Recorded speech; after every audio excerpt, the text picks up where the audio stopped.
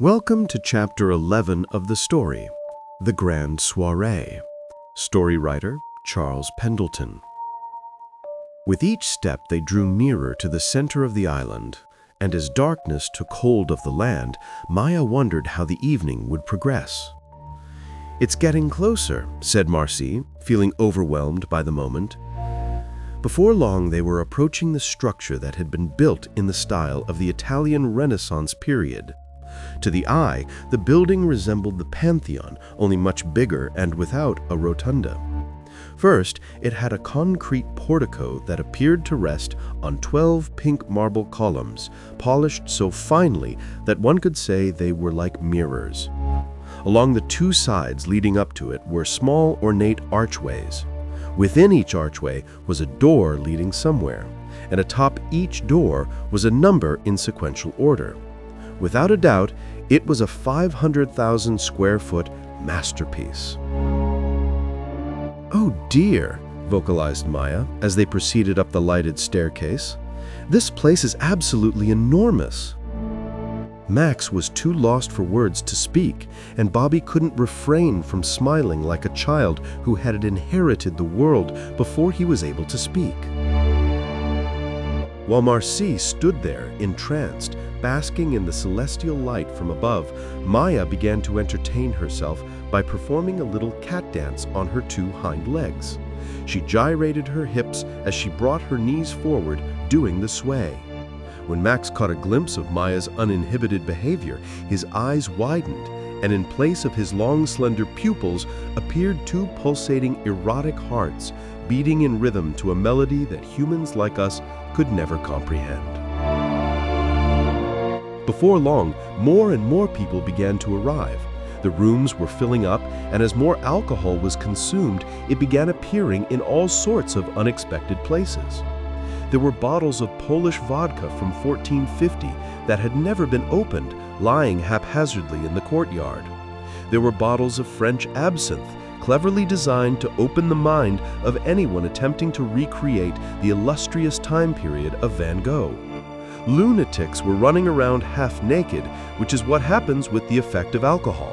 If you don't catch yourself, it will catch you.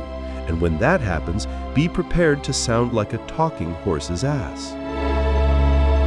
The sociology professor, "Give me some gin." The proprietor of the Wayward Tavern, "I want some wine." The derelict, who seemed to have forgotten that today was a day that began in almost the same fashion as yesterday, "I lost my mind." The director of national intelligence, "What a shindig, Louise." All along the rooftop, in perfect succession, were 6-foot-high white marble balustrades. They were used to prevent accidents, though it was not uncommon to see a daredevil walking atop it like a tightrope. Directly below the illuminated columns, which almost appeared to be growing in size, was a very odd-looking creature. He was speaking casually to Mademoiselle Françoise about a job he had down in Lucerne helping the snails. It was an interesting business proposition, but after a month and a day, the snails decided to retire, and all I have now is this pathetic German accent. Mademoiselle clapped like a sophisticado by placing one hand half in the other and allowing her fingers to produce a silent applause. Now let's set the record straight. Mademoiselle was a typical upper-class female with vibrant red hair that had been meticulously tied in a knot. A carefree woman of the field who complimented her knowledge by talking about the weather, and one who always carried an umbrella. She loved hearing Gustavo speak as he recalled the events of his past, and Gustavo loved entertaining the fair and lovely Mademoiselle. As more lights began to pop on, more people began to emerge. There were now hundreds of people strolling the grounds, playing the part of actors and scientists, and, well, there were even astronauts who looked like they had just emerged from a hyperbaric chamber. As Artemis decided that he would change his name in order to woo the prissy young redhead with her hair in a twist, he announced to the dignitaries and the aristocrats who had shuffled into the ballroom for a cocktail or two, "Good evening, ladies and gentlemen. I am Adesteed of the mountain ridge. I have come to reclaim my prize. You see, behind the faces of inebriated patrons and those who are prone to walk into walls and even piss in the hallways, there is always one who is forever on my mind. Her name is Mademoiselle Françoise.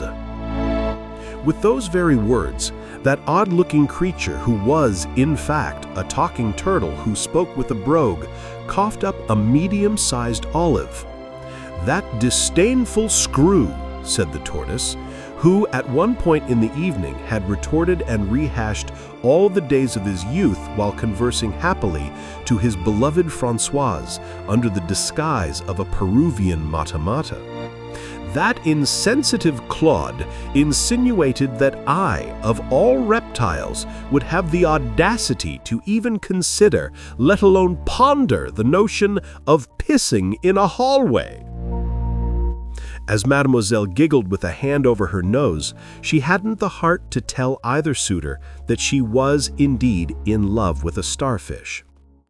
While the festivities were commencing, and the Shriners who were in attendance, dressed in Bedouin robes, practiced the art of swinging scimitars, Bobby and Marcy reached into a box to each adorn themselves with a bright red fez hat. When the Grand Poobah nodded in approval, the race was underway. As adults drove down the hallways in tiny motorized cars that emitted the same fluorocarbons as a jumbo jet, Max and Maya were snuggling under a blanket in the janitor's closet. There was a "Do Not Disturb" sign on the door handle that read in cartoon letters, "Before you touch that handle slow, there is something you ought to know. And just in case you're feeling funny, stick your face in a jar of honey.